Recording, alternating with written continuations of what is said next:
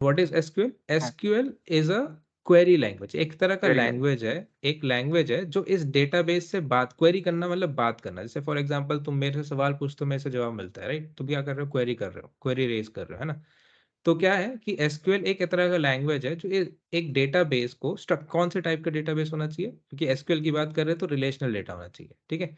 यानी कि SQL is a query language which is used to query a relational database to get data from it, ठीक है? यानी कि it's a query language which is used to query a particular relational database, ठीक है? अब SQL से query किस तरह की हो सकती है डेटा रिलेटेड? वो हो सकती है कि सपोज यहाँ पे एक स्टूडेंट्स टेबल है, तो मैं क्वेरी कर सकता हूँ कि give me top 10 rows of this students table. एक तरह का क्वेरी हुआ, तो डेटाबेस को मैंने क्वेरी लिख के भेजा, उसने रिस्पॉन्स में मुझे top 10 rows of student table दे दिया, ठीक है? फिर मैंने एक और क्वेरी लिखा कि अच्छा, इसमें insert a new row inside students table, और ये नया रो है, इस नया रो को स्टूडेंट टेबल में इंसर्ट करो। मैंने ये लिख के क्वेरी भेजा डेटाबेस को, और डेटाबेस ने उसको समझा, समझ के उसने नया रो इंसर्ट कर दिया। फिर मैंने बोला कि ठीक है, now update the second column for last row. Second column last row का जो है उसको अपडेट, सॉरी थर्ड कॉलम जो है उसको लास्ट, उसमें लास्ट रो का अपडेट कर दो। उसमें सपोज राम लिखा हुआ था, उसको चेंज करके मोहन कर दो। एक क्वेरी है, ठीक है? मैंने भेजा, उसने समझा, समझ के उसको चेंज कर दिया। रिस्पॉन्स में उसने भेज दिया कि हाँ ओके डन। अगर नहीं कर पाया चेंज, कुछ एरर आया, तो उसमें रिस्पॉन्स भेजेगा कि नहीं कर सकते, एरर है, कुछ है, गलत है, तुमने गलत कुछ सवाल पूछ लिया, मैं ये नहीं कर सकता, मुझे समझ नहीं आया, ऐसा कुछ, ठीक है? तो एक इस तरह का लैंग्वेज होगा जो ये काम कर पाएगा, डेटाबेस से क्वेरी कर पाएगा, ठीक है? बात समझ में आई? Yes yes sir. Okay, yes ठीक सर। है। अब इसको हम लोग एसक्यूएल, पूरा जो फुल फॉर्म है इसका आता है स्ट्रक्चर्ड क्वेरी लैंग्वेज, ठीक है? Structured query language. Query language हमने समझ लिया, क्वेरी लैंग्वेज का क्या मतलब है, ठीक है? स्ट्रक्चर्ड इसलिए बोलते हैं क्योंकि हम स्ट्रक्चर्ड डेटा को क्वेरी कर रहे होते हैं। स्ट्रक्चर्ड डेटा मतलब ऐसा डेटा जिसको रो एंड कॉलम के फॉर्मेट में रखा हुआ है, ठीक है? इसलिए इसको एसक्यूएल बोलते हैं, ठीक है? क्लियर? अब ये नो सीक्वल क्या है, मोंगोडीबी क्या है, अभी हमारे कहानी का पार्ट नहीं है। इसके बारे में तुम अलग से पढ़ सकते हो, बट ये हमारे कोर्स का पार्ट भी नहीं है, और ये इसके बारे में अभी पढ़ना भी नहीं है, ओके? क्लियर? बट एग्जाम्पल के लिए मैंने यस बता दिया कि मोंगोडीबी जो है एक टाइप का नो सीक्वल डेटाबेस है। कॉस्मोस डीबी एक होता है, वो भी एक नो सीक्वल डेटाबेस है, ठीक है? फिर एक और तुम्हारा AWS में आता है, और एक तुम्हारा उसमें आता है माइक्रोसॉफ्ट एज्योर में भी एक और आता है, ठीक है? मैं नाम भूल रहा हूँ, बट उसमें भी तुम्हारे पास ऐसे 2-3 डेटाबेसेस हैं, काफ़ी बड़े बड़े, काफ़ी पॉपुलर नेम्स हैं, जो होते सिमिलर कॉन्सेप्ट तुम्हारे मोंगोडीबी जैसा ही होता है। लेकिन वो सारे क्या होते हैं, नो सीक्वल होते हैं, यानी कि उसमें जो डेटा रखा होता है उसमें रो एंड कॉलम के फॉर्मेट में नहीं रखा होता, ठीक है? Clear? Okay, now yes let's move on. तो अब ये एसक्यूएल करने के लिए, एसक्यूएल में अभी जो मैंने कहा डेटाबेस होता है, ठीक है? अब ये डेटाबेस जहाँ पे भी तुम्हारा डेटा रखा हुआ है, स्ट्रक्चर्ड डेटाबेस जो है, रिलेशनल डेटा है। रिलेशनल डेटा जो है वो ऐसे रखने के लिए एक्चुअली में स्टोर कहाँ पे होता है? कोई भी कंप्यूटर ले लो, उसमें कुछ भी अगर स्टोर करते हो, तो कहाँ स्टोर होता है? वो उसके हार्ड ड्राइव पे स्टोर होता है, राइट? ठीक है? Yes sir. हार्ड ड्राइव पे स्टोर होता है। तुम्हारा अभी लैपटॉप का अगर मैं पूछूं कॉन्फ़िगरेशन क्या है, तुम सीधा बोलोगे कि इसमें इतना रैम है, इतना हार्ड ड्राइव मेमोरी है, 1 TB 2 TB 512 GB, है ना? वो जो तुम स्पेस बता रहे हो वो तुम्हारा कंप्यूटर का स्टोरेज स्पेस है, ठीक है? तो अगर तुम लैपटॉप को बंद कर दो, कंप्यूटर को बंद कर दो, तो भी तुम्हारा डेटा सेव रहता है ना? यानी कि जो फिजिकल हाँ स्टोरेज हाँ है वो तुम्हारा क्या है? तुम्हारा हार्ड ड्राइव है ना? फिजिकल स्टोरेज क्या है? Permanent storage hard drive. जो तुम्हारा डेटाबेस है वो भी ऐसे ही होता है। ऐसा कभी होता तो नहीं है कि तुम फेसबुक चला रहे हो, फेसबुक कभी डाउन हो गया, या तुम्हारा फेसबुक ने अपना सर्वर बंद कर दिया, या फिर तुमने सपोज तुम्हारा अपना लैपटॉप बंद कर दिया, फेसबुक लॉग आउट कर दिया, तो भी तुम्हारा डेटा रहता है ना? यस चला तो नहीं जाता, यानी कि क्या है? परमानेंट स्टोरेज उसमें यूज हुआ है, ऐसा टेम्परेरी स्टोरेज नहीं। लेकिन अगर सपोज अपने लैपटॉप पे तुम क्या करते हो, तुमने कुछ एक फाइल ओपन करके रखा है, नोटपैड खोल के रखा है, सेव नहीं किया उसको, और एक एक्सेल खोल के रखी है तुमने, फिर क्या किया, ब्राउजर भी खोल के रखा हुआ है, ठीक है? और सडनली क्या हुआ कि मतलब कुछ ऐसा हुआ कि तुमने फोर्सली शट डाउन कर दिया पूरा सब कुछ, या फिर बैटरी डाउन हो गई, पूरा बंद हो गया, ठीक है? या फिर तुमने क्या किया, रीस्टार्ट मार दिया, तो उस समय क्या होगा कि ये जो सेव नहीं किया था ये सब तो चला जाता है ना? यस तो ये सब, लेकिन तुम्हारा एक चीज मैं बता दूं कि कोई भी कंप्यूटर में कोई भी चीज चल रही हो तो कहीं ना कहीं वो उसको स्टोर करके ही रखा होता है उसको, ठीक है, जब तक तुम्हारा लैपटॉप चल रहा है। अब स्टोरेज भी दो टाइप का होता है, एक टेम्पररी स्टोरेज, एक परमानेंट स्टोरेज, ठीक है। जो परमानेंट स्टोरेज होता है मतलब हमेशा रहेगा जब तक तुम खुद से रिमूव ना करो। टेम्पररी स्टोरेज वो होता है, उसमें भी मतलब एक टाइप है टेम्पररी स्टोरेज का, वो है रैम, ठीक है। अब रैम तुम्हारा कम होता है कंप्यूटर में, जैसे 8 GB तुम्हारा अगर लैपटॉप में, जैसे मेरे लैपटॉप में 16 GB रैम है, और जो हार्ड ड्राइव में स्टोरेज है 1 TB, ठीक है सपोज, ठीक है। तो 1 TB जो है मेरा परमानेंट स्टोरेज है, ये 16 GB जो है टेम्पररी, मतलब टेम्पररीली जो मेरा रैम का स्टोरेज है वो 16 GB है, ठीक है। जिसमें मेरा अगर जैसे मैं लैपटॉप ऑन करता हूँ तो ऑपरेटिंग सिस्टम भी कुछ अपने फाइल्स को रन करने के लिए, जो भी तुम एप्लीकेशन रन करते हो, जो भी चीजें रन हो रही होती हैं उनको रन होने के लिए थोड़ा सा स्पेस चाहिए होता है, वो होता है रैम में चाहिए होता है, ठीक है। क्योंकि कोई भी एप्लीकेशन अगर रनिंग है इसका मतलब वो रैम पे है अभी, जब रैम पे नहीं है तो वो एप्लीकेशन रनिंग नहीं है, ठीक है।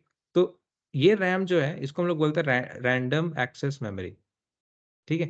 तो रैंडम एक्सेस मेमोरी जो है ये क्या होता है, ये जब तक तुम्हारा सिस्टम ऑन है तब तक रहता है, जब सिस्टम बंद हो जाता है तो रैम पूरा खाली हो जाता है, ठीक है, क्लियर। अब ऐसा यस। इसलिए है क्योंकि परमानेंट स्टोरेज जो है, भले ही वो परमानेंट है, वहां से डेटा रीड होने में फिजिकली थोड़ा टाइम ज्यादा लगता है।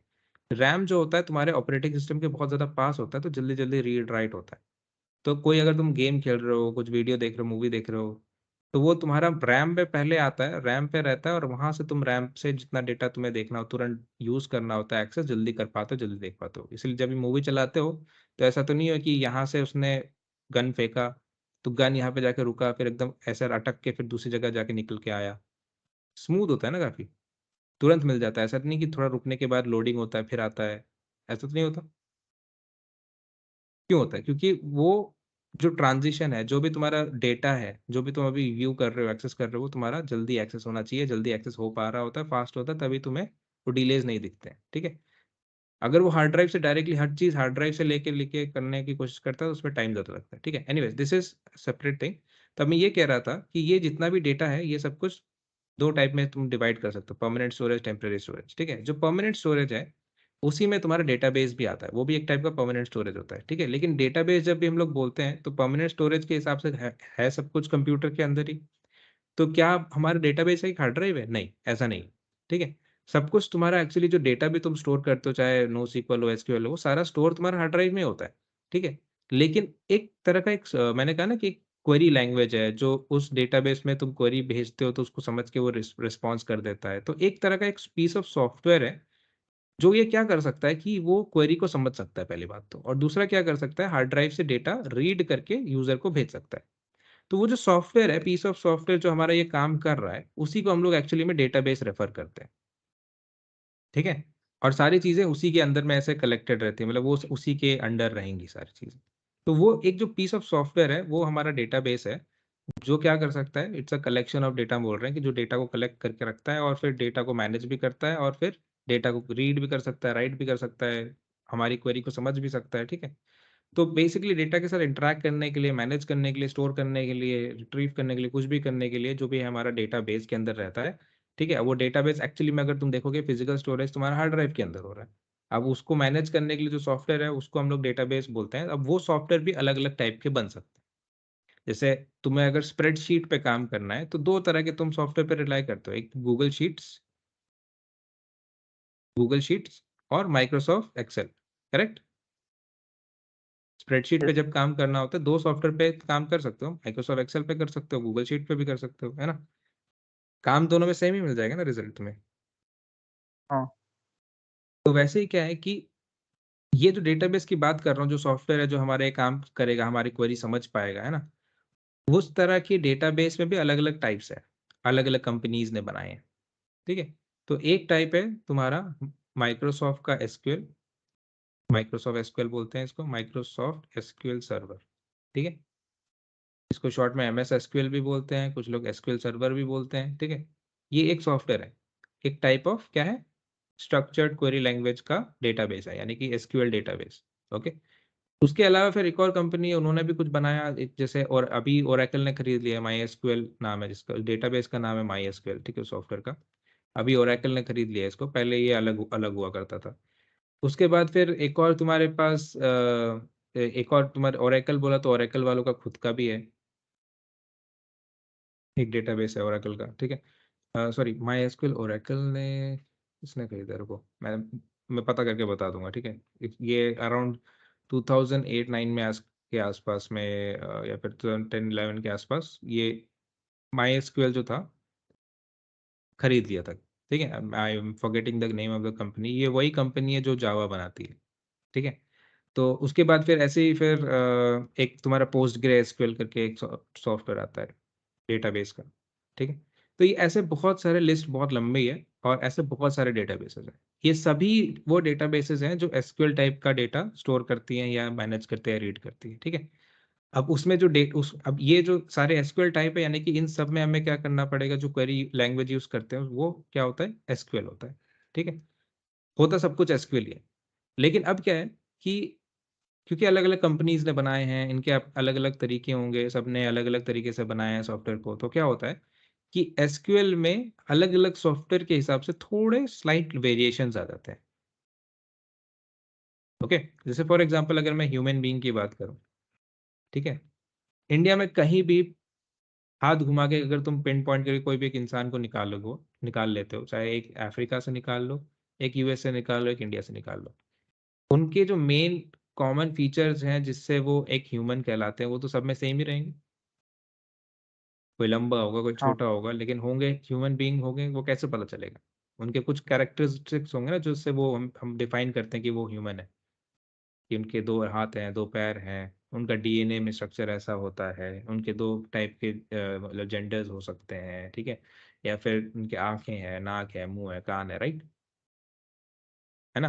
लेकिन वेरिएशंस है, राइट, यस। दोनों एग्जैक्टली सेम नहीं है, लेकिन ओवरऑल फंक्शनिंग जो एक ह्यूमन बॉडी करती है वही फंक्शनिंग ये बॉडी भी कर रही है, वही फंक्शनिंग ये बॉडी भी कर रही है इंटरनली, करेक्ट। तो वैसे ही क्या है कि हमारा जो एसक्यूएल है, अलग अलग कंपनी के सॉफ्टवेयर में थोड़ा अलग अलग एसक्यूएल लिखना पड़ता है, ठीक है। अगर तुम माई एसक्यूएल पे काम करोगे तो उसका एसक्यूएल थोड़ा सा अलग होगा, एमएस एसक्यूएल में थोड़ा सा अलग होगा, और एकल में थोड़ा सा अलग होगा। वो अलग जो है कितना अलग होता है, अप्रोक्सीमेटली 5% के आसपास चीजों में फर्क आता है। बाकी 95% जो है, अप्रोक्सीमेटली एग्जैक्ट नहीं है तो मैं अंदाजे से बता रहा हूँ, 95 वन सेकंड।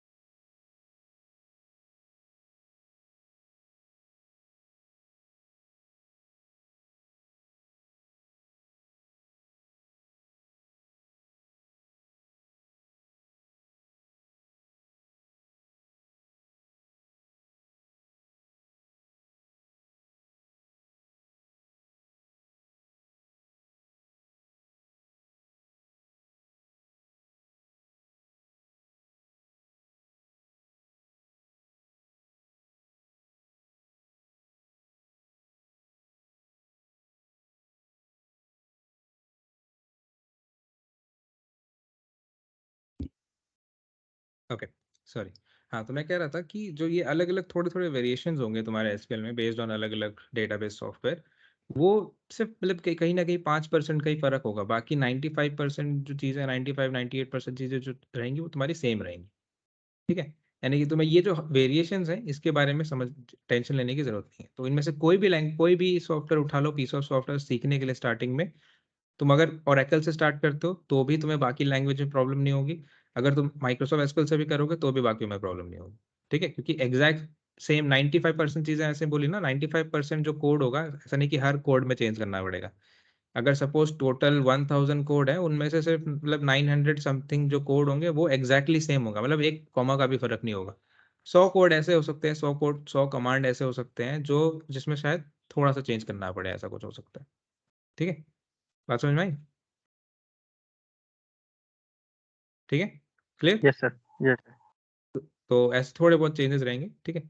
तो वो जहां जहां पे वो थोड़े बहुत चेंजेस आएंगे वो मैं दिखा दूंगा, और वो कैसे कहाँ पे पढ़ना है, कैसे देखना है, वो भी मैं बता दूंगा, ठीक है। अभी के लिए जो हम स्टार्ट करने वाले हैं, मैंने कहा है कोई भी एक पकड़ना पड़ेगा, तो हम पकड़ेंगे ये वाला माइक्रोसॉफ्ट एसक्यूएल सर्वर वाला, ठीक है। अब माइक्रोसॉफ्ट एसक्यूएल सर्वर इसलिए पकड़ रहे हैं, ठीक है, माइक्रोसॉफ्ट एसक्यूएल सर्वर जो है वो इसलिए हम करेंगे क्योंकि Microsoft SQL server data analysis के पर्सपेक्टिव से ज़्यादा यूज़ किया जाता है। किसी भी कंपनी में जाओगे, अच्छी कंपनी में, एंटरप्राइज में जाओगे, डेटा एनालिसिस में बहुत ज़्यादा यूज़ होती है। क्यों? इसका रीज़न मैं बताता हूँ। क्योंकि जो अभी ये माइक्रोसॉफ्ट का एसक्यूएल सर्वर है, एमएस एसक्यूएल, ठीक है, इसमें जो एसक्यूएल की वेरिएशन आती है उसको माइक्रोसॉफ्ट वालों ने एक अलग ही नाम दे रखा है, ठीक है, उन्होंने बोला है उसको कि हम लोग उसको टी एसक्यूएल बोलेंगे। ठीक। अब ये जो टी एसक्यूएल है, ये टी एसक्यूएल उन्होंने ऐसा इसलिए बनाया है क्योंकि माइक्रोसॉफ्ट जो कंपनी है उसके सिर्फ एक ही डेटाबेस सॉफ्टवेयर नहीं आता है, उनके बहुत सारे अलग अलग डेटाबेस सॉफ्टवेयर आते हैं। तुमको ही पता होगा कि क्लाउड बोल के टेक्नोलॉजी है ना। क्लाउड क्या होता है? कोई भी चीज़ इंटरनेट पे जो भी है तो वो सब कुछ क्लाउड ही है, समझ लो। ठीक है, इंटरनेट के थ्रू कुछ भी एक्सेस करते हो सब क्लाउड होता है। अब यहाँ पे क्या है कि टी एसक्यूएल जो है, उन्होंने जो लैंग्वेज बनाई है, जो एसक्यूएल का थोड़ा सा अलग है एसक्यूएल ही थोड़ा सा अलग है बाकियों से, ठीक है, लेकिन है एसक्यूएल। तो उसमें क्या है, वो क्या होता है कि उनके जितने भी मतलब एसक्यूएल टाइप के डेटाबेस होंगे, चाहे वो क्लाउड में हो, चाहे उनके क्योंकि उनके अपने आप में भी बहुत सारे उन्होंने सॉफ्टवेयर निकाले हैं डेटाबेस से रिलेटेड, उन सभी में टीएसक्यूएल चलती है। अब वो जो मैं नाम बताऊंगा वो तुम्हारे मतलब मेजोरिटी डेटा एनालिसिस की इंडस्ट्री में हर जगह वो कहीं ना कहीं यूज हो रहे होते हैं, ठीक है। अब लेकिन माई एसक्यूएल ले लो या ओरेकल लैंग्वेज ले लो, वो अपने ही एक स्पेसिफिक एक डेटाबेस में चलते हैं उनके। ऐसा कोई दूसरा नया डेटाबेस नहीं मिलेगा जहाँ पे नहीं जहाँ पे चल रहा होगा, ठीक है। टीएसक्यूएल एक ऐसा लैंग्वेज है जो मतलब माइक्रोसॉफ्ट की कम्युनिटी में, माइक्रोसॉफ्ट के जितने भी अलग अलग सॉफ्टवेयर आते हैं जहाँ भी एसक्यूएल होता होगा वहां पे तुम्हारा टीएसक्यूएल चलता है, ठीक है। तो अब तुम्हें ये दिमाग में नहीं रखना है कि अरे मैं टीएसक्यूएल पढ़ रहा हूँ मुझे माइस्क्यूएल नहीं आती है, मैं माइस्क्यूएल पढ़ रहा हूँ मुझे टीएसक्यूएल नहीं आती है, तुम्हारे दिमाग से ये निकाल ही दो। तो बस ये देखो कि तुम एसक्यूएल पढ़ रहे हो, क्या वेरिएशन है, तुम्हें कोई फर्क नहीं पड़ना चाहिए, क्योंकि वो वेरिएशन में जो डिफरेंस है ना, मतलब कहीं एक कॉमा का फर्क है बस, ठीक है। और वो वेरिएशन भी हर हर कमांड में नहीं होगा, कहीं ना कहीं कुछ कुछ एक कमांड में होगा, और जहाँ होगा मैं वो बता दूंगा, ठीक है। अब कोई ना कोई एक लेके स्टार्ट करना है तो हम एमएस एसक्यूएल इसलिए पढ़ रहे हैं क्योंकि इससे फायदा ज्यादा मिलेगा तुमको डेटा एनालिसिस के लिए, ठीक है। क्योंकि माइक्रोसॉफ्ट कम्युनिटी से क्या आता है, एक तुम्हारा आता है एसक्यूएल सर्वर, जो तुम अपने लैपटॉप पे इंस्टॉल कर सकते हो, किसी सर्वर पे खुद ही जाके इंस्टॉल कर सकते हो। फिर तुम्हारा एक आता है पहले से सब कुछ इंस्टॉल किया हुआ, कॉन्फ़िगर किया हुआ एज्योर में, ठीक है, इसको हम लोग बोलते हैं एज्योर सीक्वल।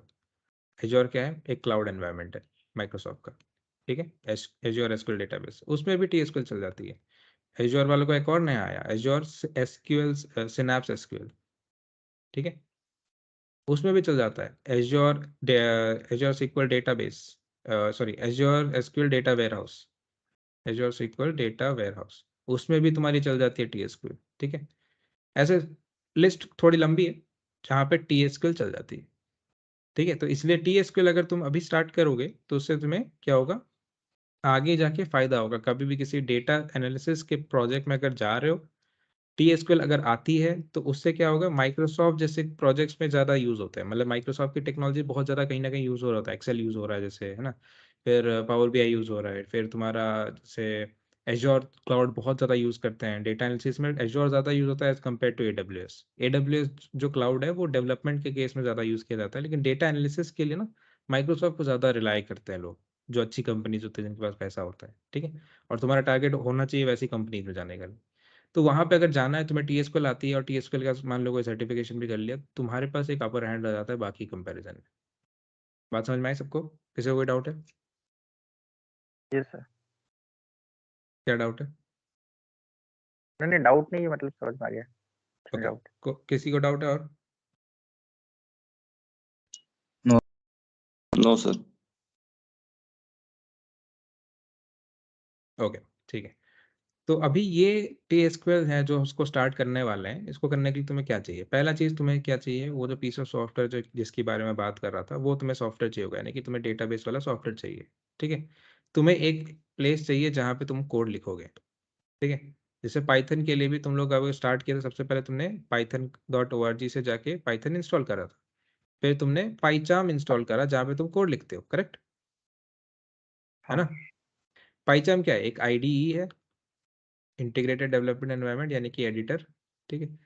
पाइथन जो है तुम्हारा रन टाइम एनवायरनमेंट, वैसे ही तुम्हारा ये डेटाबेस जो है तुम्हारा सॉफ्टवेयर जहाँ पे तुम्हारा एक्चुअल में डेटा रहेगा, जो मैनेज करेगा, रखेगा चीज़ों को, ठीक है। और एक तुम्हें चाहिए होगा आईडी। अब ये तुम नोटपैड में भी कोड लिख सकते हो, चाहो तो लिखो, लेकिन हमें कुछ ऐसा चाहिए जो हमारा एसक्यूएल लिखने के लिए जिंदगी आसान कर दे। जैसे पाइचार्म बनाया है ये पाइथन के काम करने के लिए, तो उसमें काफी सारे टूल्स हैं, सिंपल मतलब टूल्स हैं, सिक्योर शॉर्टकट्स है, जिससे तुम्हारा कोड लिखने में टाइम बचता है ना। वैसे ही हमारे पास, हमें एसक्यूएल के लिए हम एक ऐसा सॉफ्टवेयर लगाएंगे, एक सॉफ्टवेयर तो हम ये लगाएंगे जो हमारा डेटाबेस होगा माइक्रोसॉफ्ट का एसक्यूएल सर्वर, ठीक है। और एक हम अलग अलग से सॉफ्टवेयर इंस्टॉल करेंगे जो हमारा क्या करेंगे, एसक्यूएल सर्वर के लिए खास कर डिजाइन किया हुआ माइक्रोसॉफ्ट का ही है, जो जहाँ पे हम एसक्यूएल का कोड लिखेंगे तो हमें ज़्यादा टाइम बचेगा, क्योंकि उसमें कुछ कुछ शॉर्टकट्स हैं, टेक्निक्स हैं, कुछ कुछ टूल्स दिए हुए हैं, जिससे कि हमारा काम स्मूथ हो जाता है, ठीक है। तो अब ये जो आईडी है, ये है तुम्हारा एसएसएमएस, शॉर्ट में फुल फॉर्म इसका है एसक्यूएल सर्वर मैनेजमेंट स्टूडियो, ठीक है। तो दो चीजें इंस्टॉल करनी है, एक एसक्यूएल सर्वर, एक SQL server management studio. SQL server के भी थोड़े बहुत वेरिएशंस आते हैं बेस्ड ऑन प्राइसिंग, फ्री वाले आते हैं, पेड वाले आते हैं, कुछ कुछ आते हैं, तो हमें करना है फ्री वाला जो मोस्ट केस में यूज होता है, एंड उसका नाम है एसक्यूएल एक्सप्रेस, ठीक है। एसक्यूएल एक्सप्रेस करना है। तो इसको इंस्टॉल कैसे करना है, डाउनलोड कहाँ से करना है, मैं दिखा देता हूँ। सिंपल ब्राउजर ओपन करना, गूगल क्रोम ओपन करना, या कोई भी गूगल, कहीं से भी गूगल ओपन कर लेना बेसिकली। तो यहाँ पे तुम्हें सर्च करना है SQL एक्सप्रेस डाउनलोड, ठीक है। SQL एक्सप्रेस डाउनलोड लिखो, या फिर नहीं भी लिखोगे डाउनलोड तब भी चलेगा। SQL एक्सप्रेस सर्च करना। SQL एक्सप्रेस जब सर्च करोगे तो ये माइक्रोसॉफ्ट वाला पेज आना चाहिए, बाकी कोई पेज नहीं आना चाहिए, ठीक है। कुछ आता भी है तो स्क्रॉल करके ये वाला पेज ढूंढना, microsoft.com का SQL सर्वर डाउनलोड्स वाला, इसको ओपन करना। जब इसको ओपन करोगे तो ओपन करने के बाद तुम्हें एक पेज आएगा, नीचे स्क्रॉल करना है, ठीक है। क्लाउड वगैरह कुछ कुछ लिखा है, नीचे आना, नीचे आना, नीचे आना, फिर यहाँ पे लिखा होगा और download a free specialised edition. ये दो फ्री एडिशन आते हैं, डेवलपर और एक्सप्रेस। हमें एक्सप्रेस वाला करना है, ठीक है। इसको क्लिक करोगे डाउनलोड नाउ पे तो एक फाइल आएगा, ठीक है। उसको डबल क्लिक करके ओपन करना, इंस्टॉलेशन स्टार्ट करना। उसमें 3 स्टेप बोलेगा, बेसिक, एक्सप्रेस और बेसिक, एडवांस और कस्टम। तुम्हें बेसिक सिलेक्ट करके advance basic installation option choose करके नेक्स्ट नेक्स्ट करके सिंपल इंस्टॉल करके खत्म करना है, ठीक है। दूसरा तुम्हें करना है एसएसएमएस, तो SSMS डाउनलोड करके सर्च करना, ठीक है। तो इसमें ही मिलेगा download SQL server management studio वाला लिंक, इसको क्लिक करना, माइक्रोसॉफ्ट वाला। फिर नीचे स्क्रॉल करना, फिर यहाँ पे आएगा डाउनलोड SSMS, ठीक है। यहाँ पे free download for SQL server management studio version 19.02। Click करोगे नया फाइल डाउनलोड होगा, उसको भी सेम डबल क्लिक करके ओपन करना, नेक्स्ट नेक्स्ट करके सिंपल इंस्टॉल करके खत्म कर देना। क्लियर? अंडरस्टूड? बात यस। समझ में आई? ओके। तो अभी जब इंस्टॉल हो जाएगा, सर इंस्टॉल होने के सर बाद दोनों का सर बेसिक ही करना है सर। सब कुछ बेसिक, इसमें कोई ऐसा पूछेगा हम्म, नहीं बेसिक वगैरह, इसमें एक ही टाइप का इंस्टॉलेशन होता है, उसमें 3 टाइप के इंस्टॉलेशन होते हैं, तुम्हें बेसिक सिलेक्ट करना है इसको एक्सप्रेस में। SSMS में सिंपल नेक्स्ट नेक्स्ट करके इंस्टॉल करना है, ठीक है। जब अगर दोनों चीजें सही से इंस्टॉल होगी, पहला वाला अगर इंस्टॉल सही हो गया तो लास्ट में आएगा एक पेज में इंस्टॉलेशन कंप्लीटेड सक्सेसफुली या फिनिश्ड, ऐसा कुछ। SSMS अगर सब सक्सेसफुली कंप्लीट हो जाएगा तो लास्ट में सब कुछ बंद हो जाएगा, फिनिश हो जाएगा। तो उसके बाद तुम्हें, अगर तुम यहाँ पे सर्च में जाके अपने सर्च करते हो SSMS, तो ये ऐसा दिखना चाहिए, Microsoft SQL server management studio, जो भी तुम्हारा वर्जन होगा, ठीक है। तुम्हारे केस में 19 होगा। उसको क्लिक करके तुम ओपन कर पाओगे। तो जैसे ही ओपन करोगे तो थोड़ा टाइम लगेगा, एंड उसके बाद थोड़ा टाइम के बाद अलग अलग सिस्टम के लिए अलग टाइम लग सकता है। मेरे को अगर 2 मिनट लगा, तुम्हारे उस सिस्टम में हो सकता है 5 मिनट लगे, है ना। जब हो जाएगा इंस्टॉल, उसके बाद ऐसा SQL server management studio open हो पाना चाहिए, ठीक है। अगर ओपन हो पा रहा है विच मीन्स इंस्टॉलेशन सही हुआ है। अगर नहीं हो पा रहा है तो कुछ इश्यूज है। तो फिर अगर सपोज किसी तरह तुम्हारे सिस्टम पे चले ही ना, इंस्टॉल ही नहीं हो रहा है, तो तुम कहाँ से पढ़ोगे, कहाँ प्रैक्टिस करोगे? तो उसके लिए एक अलग से एनवायरनमेंट है जिसका नाम है SQL लाइट ऑनलाइन, ठीक है। स्पेलिंग दिखा देता हूँ मैं, ये देखो, SQ लाइट ऑनलाइन, ठीक है। हाँ। ठीक है, इसको ओपन करना। इसको जब ओपन करोगे एक ऑनलाइन एडिटर जैसा खुलेगा, इसमें तुम चीज़ें अपनी सेव नहीं कर पाओगे, लेकिन ठीक है, लेकिन तुम अपना कोड लिख सकते हो। और इसमें जो कोड लिखने के लिए भी इन्होंने बहुत सारे अलग अलग एनवायरनमेंट ऑप्शंस दिए हुए हैं। लेफ्ट साइड में जाओगे, SQL लाइट होगा, MariaDB होगा, पोस्टग्रे होगा, MS SQL होगा। ये SQL के जो वेरिएशन से बता रहा था ना, ये वो है। नीचे अगर लेफ्ट में आओगे MS SQL, ये हमें चूज करना है, माइक्रोसॉफ्ट वाला, इसको क्लिक टू कनेक्ट करना। और कनेक्ट करने के बाद अभी ये जो तुम्हारा एडिटर है यहाँ पे लिखने का जो भी स्पेस दिया हुआ है, यहाँ पे तुम अभी एसक्यूएल माइक्रोसॉफ्ट वाला एसक्यूएल में कोड लिख सकते हो, यानी कि टीएसक्यूएल लिख सकते हो। तो यहाँ पे जो भी तुम कोड लिखोगे, तो मान लो ये मैंने कोड लिखा, ठीक है, ये सब मैं सिखाऊंगा। ठीक है, तो यहाँ पे एक टेबल ऐसा ये टेबल बना हुआ है, ठीक है, तो मैं इसका मुझे डेटा देखना है, तो मैंने ये कमांड लिखा, लिख के मैं यहाँ से रन कर दूंगा, तो रन करते नीचे में इसका रिजल्ट आ जाता है। ठीक है, और राइट साइड में ये तुम्हें दिखेगा जो भी तुमने कोड लिखा उसका हिस्ट्री। ठीक है, तो यहाँ पे तुम कोई भी टाइप का एसक्यूएल कोड लिख सकते हो, एमएस एसक्यूएल का लिख सकते हो, मारिया डीबी लिख सकते हो, एसक्यूएल लाइट लिख सकते हो, पोस्टग्रे लिख सकते हो। ठीक है, हमें करना है एमएस एसक्यूएल। तो कोई भी तुम्हें, अगर तुम्हारा सिस्टम पे नहीं चल रहा है तो टेंशन मत लो, सिंपल ये ओपन करो, फोन पे भी खुल जाता है, यहाँ पे ओपन करके कोड लिख के तुम टेस्ट करके रन करके देख सकते हो। ठीक है, हाँ, तो यहाँ पे आते हैं एसएसएमएस। जब एसएसएमएस ओपन हो गया होगा तो इस तरह से खुलना चाहिए, और यहाँ पे इस तरह का एक पॉपअप आना चाहिए जिसमें ऐसा पूछ रहा होगा सर्वर नेम क्या है, ऑथेंटिकेशन क्या है, ये सब लिख के ऐसे तुम कनेक्ट करने का ऑप्शन देगा। ठीक है, अगर तुम्हारा एसक्यूएल एक्सप्रेस सही से इंस्टॉल हुआ है तो बाय डिफॉल्ट यहाँ पे पहले से एक नाम लिखा हुआ होना चाहिए, समथिंग स्लैश एसक्यूएल एक्सप्रेस ऐसे लिखा हुआ। तो अगर वो है, विच मीन्स कि तुम्हारा इंस्टॉलेशन सही से हुआ है। ठीक है, तो यहाँ तक तुम आज कर लेना, बाकी फिर हम लोग नेक्स्ट क्लास में कंटिन्यू करेंगे।